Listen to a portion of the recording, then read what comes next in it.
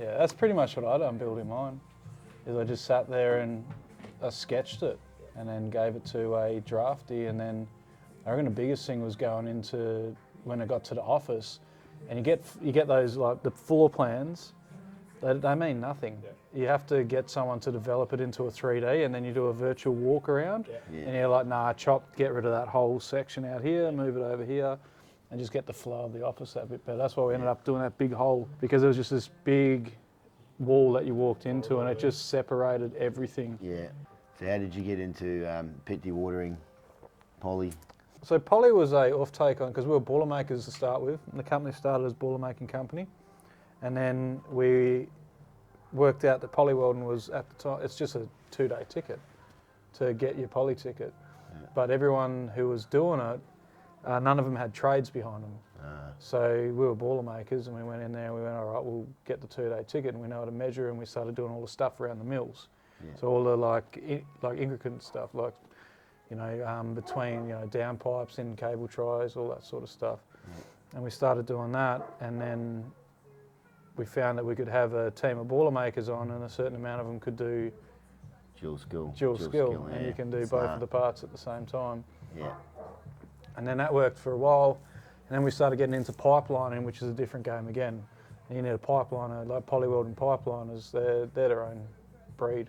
Yeah. At the same time, you know, sit out bush for months at a time, just burning pipe out. And I done it for a little bit. I trained a few boys up, and then we got a couple of supervisors on that side of things for the poly side.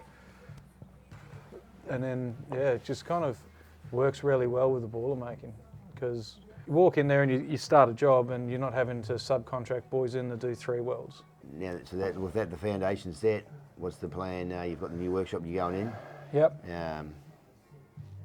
Forward projection. Forward projection. Oh man, so at the moment we've got a couple of tier 1 project managers jumping on board to start moving into the renewable energy space, to start looking at like all the piping structures and all that side of things in the we want to work and understand the renewable a bit more.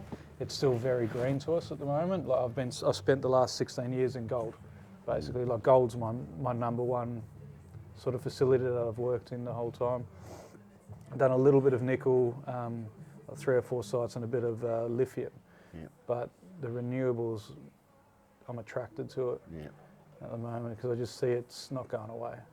So I guess have you ever thought about getting into custom fabricated items for underground pump stations and stuff like that? Yeah. So we're looking at it. Pump lines to surface?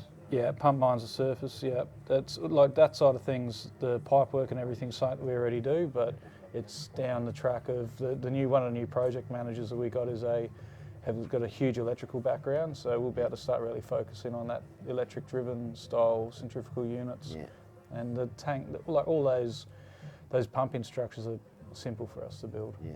And it'll be good to actually build them up here, get them in the middle of the goldfields, print them out this side of things, and move into it. But it's going to be again, it's a learning space for us. We've done a bit of it, but you don't want to go into that space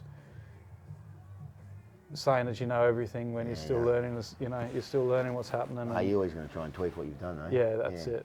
Yeah. Always making improvements. Yeah, water's water at the end of the day. Depends on how heavy it is. Yes. Thanks for the chat, mate. Thanks for the hospitality over the last few days at Diggers and Dealers. No problem. And I'm looking forward to these steaks, mate. Oh, definitely, mate. It's always a pleasure to have you up here, brother. Feeling like it's going to become a bit of a ritual for me now. So I'm kind of self-inviting to myself right now. Next year's Diggers No problems at all, mate. No problems at all. We'll just start filling this table up more and more. Yeah.